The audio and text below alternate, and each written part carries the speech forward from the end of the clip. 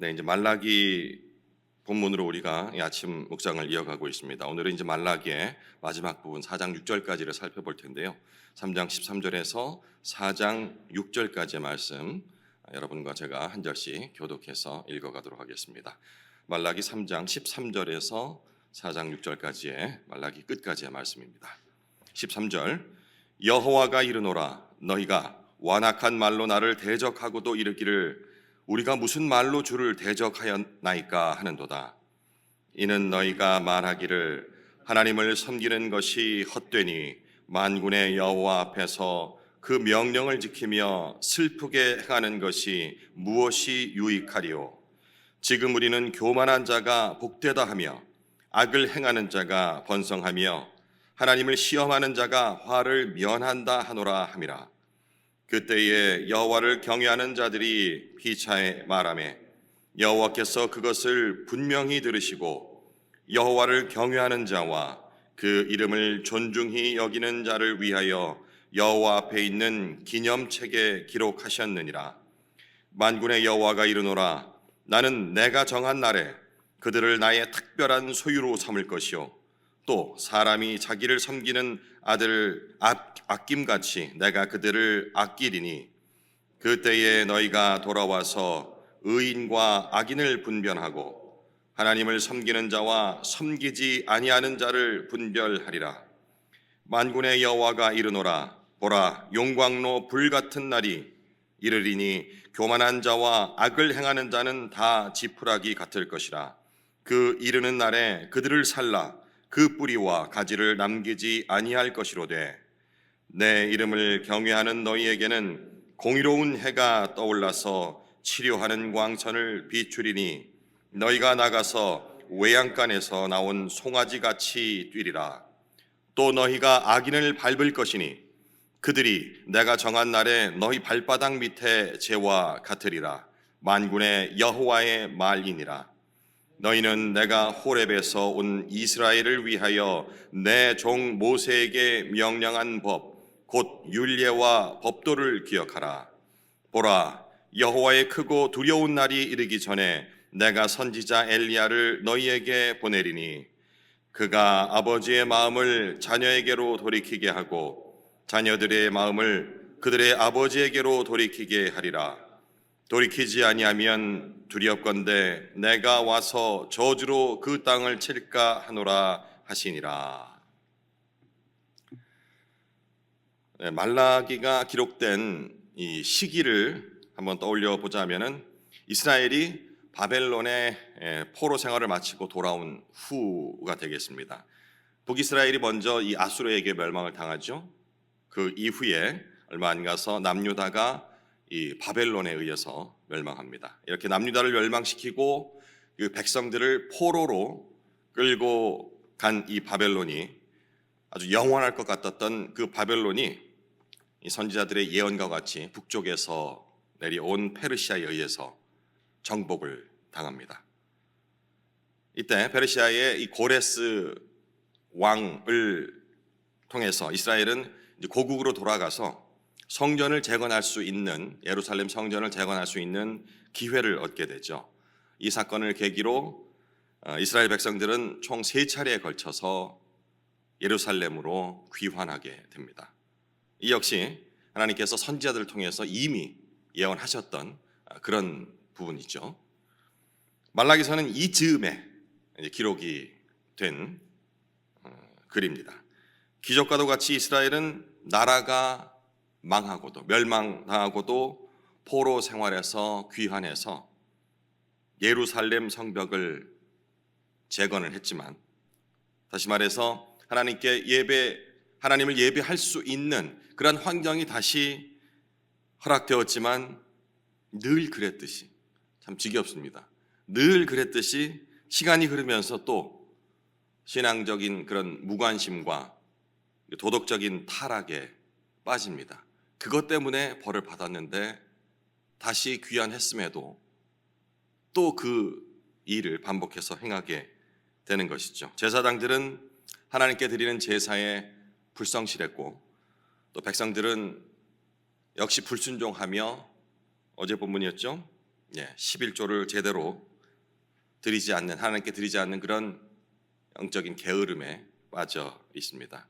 바벨론 포로에서 돌아온 이스라엘은 성전 재건을 통해서 그들 스스로는 과거의 영광을 다시 누릴 것이다 라고 기대를 했지만 현실은 달랐습니다.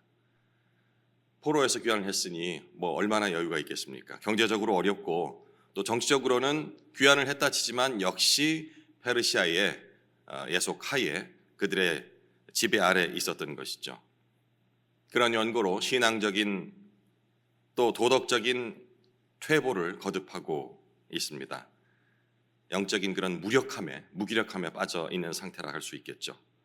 이런 상황에서 말라기 선지자는 이스라엘 백성과 제사장들에게 향해서 회개를 촉구하며 진정한 예배 그리고 신앙의 회복을 강조하고 있습니다. 그리고 이제 특별히 여호와의 날, 심판의 날을 예언함으로써 백성들이 다시 하나님과의 올바른 관계를 맺도록 도전을 하고 있습니다. 이게 바로 이제 말라기의 전체적인 내용이 되겠습니다. 오늘은 이 말라기서의 마지막 내용까지 함께 읽었는데요. 어제까지 말라기 내용은 하나님의 사랑에 대한 이스라엘의 그런 불신의 내용을 우리가 살펴봤습니다. 그리고 그 불신에 대해서 하나님께서 대답하고 계신 그 부분 내용들을 살펴봤죠. 하나님은 내가 너희를 사랑한다라고 선언을 하시지만 백성들은 이렇게 반문합니다. 주께서 어떻게 우리를 사랑하셨습니까? 아버지가 저를 사랑한다고요? 어떻게요? 난 모르겠는데요? 라고 지금 묻고 있는 것이죠. 이런 물음에 하나님은 에서와 야곱 이야기를 언급하면서 하나님께서 당신께서 바로 야곱을 선택하셨다. 바로 이스라엘을 상징하는 거죠. 이스라엘을 선택하셨고 사랑하셨다라고 그렇게 대답을 해주십니다. 이어서 이번엔 백성들이 아닌 제사장들을 향한 내용이 나옵니다. 제사장들의 불성실함 그리고 그들이 드리고 있는 예배가 얼마나 부패되었는지에 대한 책망의 내용을 얘기하고 있죠. 그리고 그들에게 임할 심판에 대해서 언급합니다. 제사장들의 불성실함은 이런 거였습니다. 하나님께 드려지는 그런 제물을 부정한 방법으로 다루고 취급하며 또 불순한 그런 제물들을 드리고 있었던 것이죠. 이로 인해서 그들이 하는 행위들은 그러니까 예배가 되겠죠. 이 예배는 형식적인 것에 그칠 수밖에 없었습니다. 말라기 앞부분은 계속 말라기뿐만 아닙니다. 쭉 보면 그 제사장들이 가난하고 소외된 자들의 겉옷까지 그들이 벌금으로 낸 포도주까지 그들이 편취하며 또 그것을 마치 자기들 것인 양 하나님께 드리고 이런 부정한 방법들로서 예배 자체를 형식적인 것으로 더 나아가서는 부패하게 만들었다라는 것, 이런 것이 바로 그들의 불성실함이었겠죠. 이렇게 그런 불성실함이 만연한 그 성전은 더럽혀질 수밖에 없었던 것입니다. 하나님은 이들 제사장들이 바로 내가 하나님께서 레위인과 약속하셨던 그 언약이 지금 파기되었다라고 선포를 하심으로 그들을 정죄하고 있는 것입니다. 그리고 다시 이제 시선은 제사장에서 이스라엘 백성들에게도 옮겨와서 그들의 불신실한 그런 행위들을 다시 한번 얘기를 합니다. 바로 이혼한 그리고 또 배교한 것 그리고 어제 본문의 마지막 본이었죠. 11조를 온전한 11조를 바치지 않는 것, 그들의 편의대로 바꿔 쓰면서 마치 드린 것처럼 이렇게 스스로 자유하고 있는 모습들, 이런 행위들이 바로 불신실한 행동이라고 꼬집고 있죠. 그들은 이런 자신들의 행위에 대해서 변론을 합니다. 악을 행하는 자가 여호와의 눈에 좋게 보이며 하나님이 기뻐하신다라고 불평합니다. 전혀 사실과는 다른데, 그런데 이게 사실과는 다르다라고 우리는 이렇게 생각을 하지만, 성경을 읽을 땐 그렇게 생각하지만 실제 우리 삶에서 이런 식으로 생각하는 경우가 많음을 부인할 수가 없습니다. 왜냐하면 저런 사람은 벌 받아야 되는데 왜 하나님께서 그냥 두실까라는 생각을 수시로 하거든요. 예. 나는 진짜 하나님의 법대로 살고자 하는데 왜 내 생활은 궁핍하며, 그런데 적당히 즐기고 적당한 예배적 행위, 내가 볼 때는 가식뿐인데 이런 거 하는 사람들은 왜 저렇게 평안하고 배불리 먹으며 아무런 어려움이 없는 것일까라는 그런 의문들을 입 밖으로 내지는 않더라도 수시로 갖거든요. 그래서 불평등하다 이런 생각들을 하고요. 이 말을 바로 이렇게 기록을 한 겁니다. 악을 행하는 자가, 여기서 악이라는 것은 내가 배운 대로 하나님 말씀대로 살지 않는 그런 자들이 잘 되는 것은 여호와 하나님이 오히려 그걸 더 기뻐하는 거 아닙니까? 내 재물을 뺏어서, 가난한 자들의 재물을 뺏어서 마치 자기 것인 양, 자기가 바치는 것인 양 이렇게 위선을 행하는 그들이 계속해서 저렇게 잘 되는 것은 하나님이 기뻐하시는 거 아닙니까? 라고 지금 따지는 거예요. 이런 불평에 대한 하나님의 응답은 이렇습니다. 내가 내 사자를 보내리니, 바로 메시아의 오심을 예언하는 겁니다. 여기까지가 어제까지 지난 본문이 되겠습니다. 오늘은 이런 내용을 바탕으로 불평하는 자와 신실한 자들에 대한 구별, 또 의인과 악인의 운명에 대해서 말씀하시며, 앞서 언급한 하나님의 사자인, 오늘은 분명히 나옵니다. 그 이름이 엘리야의 등장을 예언하며 이제 말라기서가 끝이 납니다. 구약이 끝이 나게 되는 것이죠. 오늘 말씀의 해석은 그렇게 어렵지가 않은 것 같아요. 한 절 한 절 부분들이 짧게 한번 살펴보겠습니다. 13절, 여호와가 이르노라, 너희가 완악한 말로 나를 대적하고도 이르기를 우리가 무슨 말로 주를 대적하였나이까 하는도다. 하나님은 이스라엘 백성이 이 불평과 반항적인 태도로 자신을 대적했다라고 지적을 하죠. 하지만 백성들은 자신들의 죄를 부인하면서 나는 잘 모르겠는데요, 무지한 척 묻습니다. 이것은 백성들의 영적 그런 무감각과 책임 회피를 나타낸 글이라 할 수 있겠습니다. 14절, 이는 너희가 말하기를 하나님을 섬기는 것이 헛되니 만군의 여호와 앞에서 그 명령을 지키며 슬프게 행하는 것이 무엇이 유익하리요. 백성들은 하나님의 계명을 지키고 겸손하게 예배하는 것이 무익하다, 나에게 유익한 것이 하나도 없다, 누구에게도 유익한 것이 없다라고 확장 해석해서 신앙생활에 대해서 아주 냉소적인 그런 말로 하나님께 반항합니다. 이는 그들의 믿음이 얼마나 자기중심적인 것인가를 볼 수가 있습니다. 역시 제가 앞서 기도에도 드렸지만 진짜 이게 기쁜 소식, 기쁘다라는 것이 나는 어떻게 정의하고 있는 것이라는 걸 생각해 봤을 적에 이들과 크게 다르지 않다는 것을 또 깨닫게 하시거든요. 그렇잖아요. 우리가 언제 할렐루야 외칩니까? 복음이 잘 전해졌을 때? 아니요, 내가 바라던 것이 이루어졌을 때. 아이고, 골치 썩히던 게 뭔가 해결되면 할렐루야를 외칩니다.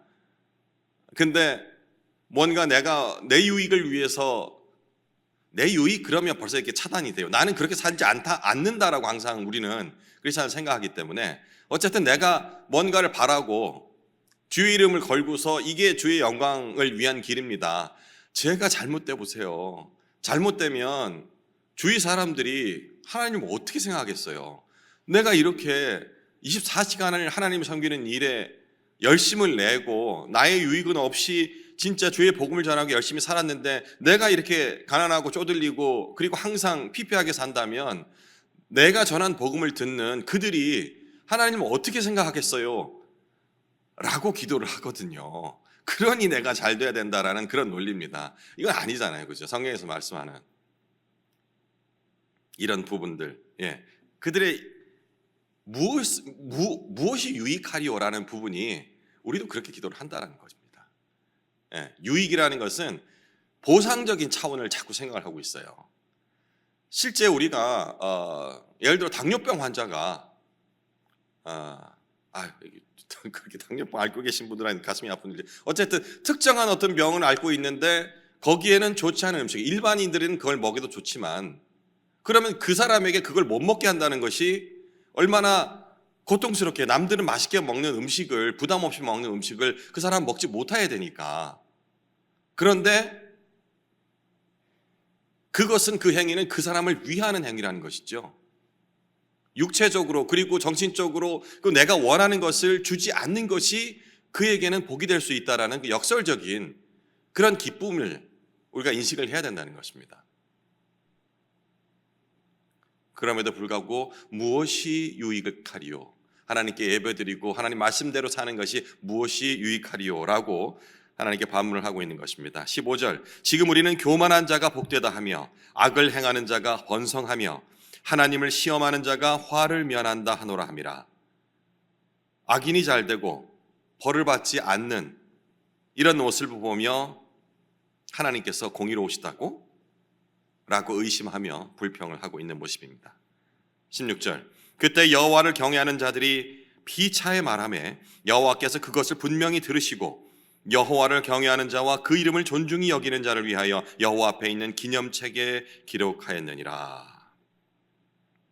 하나님을 경외하는 신실한 자들이 그럼에도 불구하고 여전히 존재하고 있다라고 말씀하십니다. 그리고 그들의 대화를 하나님께서 듣고 계시다고요. 하나님은 그들을 기억하시고 기념책에 이름을 기록하신다라고 얘기를 합니다. 이 기념책이라고 번역된 이 기념이라는 단어의 원어는 히브리어는 세페르라는 단어였는데 제가 찾아보니까 기념, 이거 기억하다라는 그런 뜻이더라고요. 왠지 그 기념비, 기념책 이러니까 상징적으로 그냥 뭐 이런 기념하기 위한 뭐 이런 느낌이었는데 또 기억하는 책이라니까 느낌이 좀 다르죠. 뭔가 낱낱이 그 기록을 빠뜨리지 않고 다 기록하고 계시다라는 그런 의미가 돼요. 제가 이 중학교 시절에, 중등부 시절이죠. 전도사님께서 그때는 제가 그 장로교에서 신앙생활을 시작했기 때문에 그때는 강도사님이었던 것 같아요. 우리 근안에는 강도사라는 그 직분은 없죠. 그 강도사님께서, 지금 우리를 생각하면 전도사님 생각하시면 됩니다.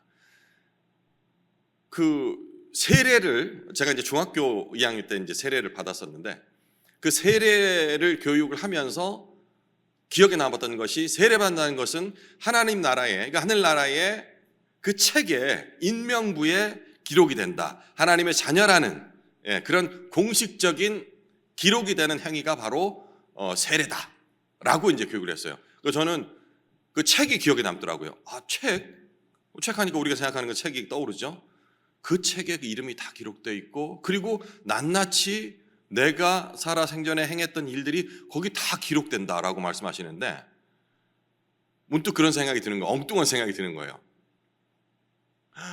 전 인류의 모든 한 사람의 내가 했던 말부터 행동들이 다 거기 기록되어 있다고? 그럼 책이 도대체 두께가 얼마나 돼? 크기가 얼마나 돼? 엉뚱한 생각을 했어요. 물론 엉뚱한 생각만 했지 질문 있습니다 하고 질문을 못 했어요. 용기가 없었기 때문에. 여러분 그런 생각 해본 적 없습니까? 엉뚱한 생각들. 목사님 말씀을 들을 적에 의문이 되는데 질문하지 못하고 그냥 이렇게 넘어가는 경우. 어제 수요 예배 때도 이제 목사님께 잠깐 말씀하셨어요. 어려서 신앙생활 처음 시작했을 적에 이게 말씀을 접하고서 막상 의문은 들었는데 질문할 용기가 나지 않아서 그냥 지나간 상태로, 그리고 신앙 연조가 쌓이는 그런 경우들이 있다. 나중에 신앙 연조가 쌓이고 나서는 여전히 그때 궁금했던 것이 해결이 안 됐는데도 이제는 내가 이 정도 신앙생활을 했는데 질문하기가 쑥스러워서 말을 못한 채로 가는 경우들이 있다라는 그런 얘기를 하셨어요. 다들 그런 경험 있지 않습니까? 솔직히 지금도 해결되지 못한 부분들 있는데 질문하지 못하는 경우 없습니까? 아니면 사랑법 모임에서 뭐 순장님들한테 솔직하게 나 이거 정말 궁금한데 뭐 이러고 물어보십니까?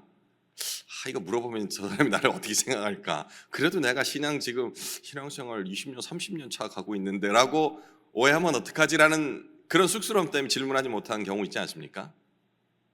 우리 그 순장 모임 때 되면은 우리 신관식 형제님께서 정말 옆에 사람들이 뭐 뜬금없이 저런 질문을 하지라고 질문하시는데 제가 볼 때는 핵심적인 질문이에요. 네. 연세가 있으시지 않습니까? 그럼에도 불구하고 아주 근본적인 질문들을 한 번씩 던질 때가 있거든요. 질문을 받은 저도 막상 당황하긴 하지만 그래도 거기에 맞는 올바른 답을 하기 위해서 때로는 그 질문에 속 시원한 답변을 못 해드릴 때에는 제가 와서 또 다시 찾아보고 그렇게 하거든요. 이런 과정들이 좀 필요할 것 같아요. 왜 이 얘기가 나왔냐면 기념책 때문에. 네. 그러니까 그 책이라는 게 도대체 얼마나 크길래라는 그 생각을 어떤 모습을 생겼을까? 근데 이 책을 저는 우리가 쓰는 이런 책, 현물 책으로 이해를 하다 보니까 상상이 안 가는 거예요. 요즘 그러니까 이제 우리가 너무 과학을 많이 배우다 보면 신앙과는 별개일 수 있다라는 그런 오해들을 갖는데 목사님께도 말씀하셨잖아요. 과학이 그게 아니다. 공부하면 공부할수록 그것조차 하나님만 속한 것이기 때문에 과학을 너무 배척할 필요가 없다라고 말씀 좀 100% 공감을 해요. 과학을 알면 알수록 저 역시도 이야 하나님 말씀이 이런 거였구나라는 것이 이해가 되는 거예요. 제가 이게 책이라는 그 단어 때문에 이런 책의 모습을 생각하니 거기 다 기록한다니 그 말씀이 언뜻 와닿지가 않는 거예요. 에이, 책이 그럼 책이 얼마나 커야 되고 막 그랬는데 과학이 발전하면서 이 책이라는 개념이요, 이런 종이책이 아닌 디지털 문서로 바뀌게 되면서 그 부피라는 게 의미가 없어져요. 요즘 그 목사님과 이제 제가 갖고 있는 책들을 디지털 이렇게 작업하는 그런 작업을 디지털 문서로 작업하는 그런 일들을 좀 하고 있어요. 그 목사님 방에 들어가 보면은 이렇게 양쪽 편에 가득 메운 책이 있지 않습니까? 사실 그것도 제가 추측하기로는 평생 모은 책은 아니에요. 왜냐하면 이사 다니면서 참 이사 다니면 그 부피만 책 좀 무겁습니까? 그게 이제 버리게 되거든요. 좀 이거는 아까운데 버리면 안 되는데 뭐 이렇게 갈등하다가 결국 또 버리게 되고, 그러고서 살아남은 책들이 저 정도일 거예요. 아마 캐나다에도 아직 못 들고 오신 책들이 제가 있는 걸로 알고 있는데, 어쨌든 그 책을 다시 옮기고 뭐 하기가 쉽지가 않은데 부피가 한 사람이 모은 책도 이 정도인데 온 인류의 모든 일거수일투족이 다 기록되어 있는 책이라는 것이 이런 현물책으로 생각한다면 감당이 안 되죠. 그러니 말씀을 의심하게 되는 거예요. 우리 상식으로 이해를 하려고 하다 보니까. 근데 보세요. 과학이 점점 발전하고 사람의 기술로도 그 부피 나가는 책들을 요만한 USB 메모리라는 게 있어요. 요거 하나에 목사님이 가진 책, 제 책, 우리 온 교회 가진 책을 다 디지털 문서해도 여기에 다 들어가요. 요 조그만한 거예요. 그러니 기념책이라는 것이 우리가 그냥 알고 있는 책이라는 현물 책으로서 상상을 하면 이해가 안 되는 거죠. 이 말씀을 읽을 때도 우리가 좀 이해하기 쉽게 이게 비유를 들었다 하는 것뿐이지 우리가 알고 있는 상식, 현재까지 있는 과학 이걸로서는 하나님 말씀을 온전히 다 해석할 수가 없는 것. 그러니까 이거를 우리가 깨닫게 된다면 지금 현재 이해가 되지 않는 그 말씀들이 분명히 나는 이해하지 못하지만 현재 있는 그런 과학적으로는 증명할 수 없지만 왜 사람이 만들어 발견한 것이 한계가 있지 않습니까? 그죠? 우주를 가고 진짜 우리는 우주를 다니는 시대에 신을 민다는 것이 의미가 없자라는 말도 잠깐만 우리가 생각을 해보면 이 얼마나 어리석은 그런 단언인지를 알 수가 있습니다. 저는 이 기념책 이걸 보면서 어제 그 생각을 좀 했습니다. 17절 이어서 계속 얘기해 볼게요. 이 사담을 얘기하다 보니 좀 길어졌네. 17절 만군의 여호와가 이르노라 나는 내가 정한 날에 그들을 나의 특별한 소유로 삼을 것이요 또 사람이 자기를 섬기는 아들을 아낌같이 내가 그들을 아끼리니 하나님은 자신을 경외하는 자들을 자신의 특별한 소유로 삼을 것이라 말씀하고 계시죠. 그리고 그들을 자비롭게 돌보시겠다고 약속을 하십니다. 18절 그때에 너희가 돌아와서 의인과 악인을 분별하고 하나님을 섬기는 자와 섬기지 아니하는 자를 분별하리라. 의인과 악인 그리고 불평하는 자와 순종하는 자들, 이 구분을 통하여서 어떻게 대할 것인지에 대한 내용을 말씀하고 있는 것입니다. 4장은 1절에 3절 다시 읽지는 않겠습니다. 여러분들이 다 읽어보시면 금세 이해가 가는 내용입니다. 뛰어넘어서 4절로 가볼게요. 너희는 내가 호렙에서 온 이스라엘을 위하여 내 종 모세에게 명령한 법, 곧 율례와 법도를 기억하라. 이스라엘 백성에게 율법을 기억하고 지킬 것을 명하고 계시죠. 이 율법은 바로 모세에게 주신 그런 하나님의 법을 말하는 것입니다. 신약 공부를 하면서도 우리가 이것을 살펴봤지 않습니까? 이 율법의 역할은 무익한 것이라고 절대로 바울이 그렇게 얘기하는 것이 아니라고 말씀드렸죠. 그냥 표면적인 읽다 보면은 율법은 하나도 필요 없는 것이라고 할 수 있는데 율법에 너무 많은 의미와 그 행위에 의미를 부여하는 자들을 꾸짖기 위하여서 율법으로서는 절대 구원을 이룰 수 없다고 얘기하는 것이지 율법이 필요 없다는 것이 아니라는 것을 분명히 말씀을 드렸습니다. 이 율법의 역할은 오늘 말씀에 이거 한다면은 하나님과 우리 이스라엘 1차적으로 이스라엘이었고 그리고 지금 현 세대 신세대 신약 시대를 살고 있는 우리들 하나님을 믿고 의지하는 나의 구주로 고백하는 하나님의 자녀들과의 언약이다. 언약을 깨닫게 하고 유지시켜 주는 것이 바로 율법이다라는 것을 강조를 하고 있는 것이다 라고 생각하시면 되겠습니다.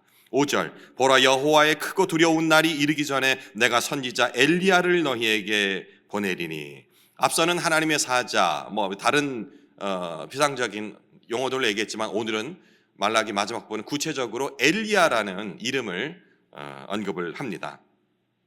이 엘리야의 역할은 사람들을 하나님께 돌이키는 그런 역할을 하는데 신약시대에 와서는 그리고 우리가 현대에 살고 있는 우리들은 여러 학자들의 말을 또 의거한다 하더라도 세례 요한 사도 요한 말고요. 세례 요한을 얘기하는 것이다 라고 일반적으로 대부분 성경학자들이 해석을 하고 있습니다.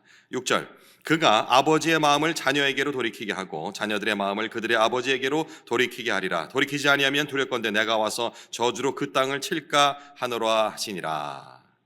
엘리야는 이 가족 그리고 또 우리 공동체 간의 화해와 회복을 가져올 것이다 라고 얘기를 합니다. 그럼에도 불구하고 만약 사람들이 돌이키지 않는다면 하나님께서 심판을 할 것이다. 회개 그리고 순종의 중요성을 강조하는 내용이 되겠죠. 제가 어려서 배울 때는 말라기서가 기록된 이후로 신약 시대로 넘어올 때까지 하나님께서 400여 년간 침묵하셨다. 어떠한 기도 응답하지 않으시고 이렇게 배워왔거든요. 근데 요즘 제가 올라와서 배우고 있으니까 요즘 그 신학계에서는 그 신구약 그 중간사라는 그런 학문적인 연구를 통해 가지고 기존과 다른 의견들도 제시를 하고 있었습니다. 이 내용은 아직까지 정설로 되어 있는 것은 아니기 때문에 제가 이렇게 여러분께 말씀드리지는 않겠습니다만은 한번 오늘 아침 생각해 봐야 될 것은 제가 이렇게 느꼈던 부분은 앞서 말씀드렸던 그 기념책이라는 단어를 가지고 묵상을 좀 했습니다. 요즘 집이든 길가든 흔히 CCTV라는 것을 볼 수가 있죠. 이것을 통해서 언제든지 그 지나간 시간들, 행위들을 다 되돌려 볼 수 있다라는 그런 사실들을 모두가 인지하고 있기 때문에 이렇게 봐서 CCTV가 설치되어 있는 그런 구간에서는 행동이나 이런 것들을 아무래도 좀 조심하게 되는 경향이 좀 있어요. 이게 이제 범죄 예방에도 효과가 있죠. 말라기서에서 말하는 이 기념책이라는 것을 좀 우리가 이해하기 쉽게 CCTV라는 것으로 좀 대입을 해 본다 한다면 아마 우리의 일거수일투족이 말과 행동들이 그것이 없이 하나님께서 기록하고 계시지 않다, 안 보고 계신지도 몰라 있다라는 생각들로부터 탈피할 수 있지 않을까, 그리고 더 조심할 수 있지 않을까라는 그런 적용을 해봤습니다. 그렇잖아요. 우리가 말씀을 빗대어서 보는데 누군가 나를 보고 있지 않다 한다 하면 뭐 그렇다고 악을 행한다는 것은 아니에요. 조심하지 않고 막 할 수 있는 생각들조차도 CCTV는 우리 행동이 기록되지만 이 기념책에는 우리가 나눴던 대화마저도 모두 기록되고 있다라고 오늘 말라기서에서 얘기하고 있는 이 사실을 생각해 본다면 좀 더 우리가 경건하게 살 수 있는 그런 동기, 혹은 우리가 딴 마음을 품지 않게 하는 그런 도구가 되지 않을까라는 생각을 해봤습니다. 지금도 이곳에 우리와 함께 계신 성령님께서 깨달음을 주시듯이 그 깨달음과 함께 우리의 생각들을 감찰하시고 또 그대로 기록하고 계시다라는 생각을 명심을 하면서 남은 시간을 개인적으로 묵상 이어가시면 되겠습니다.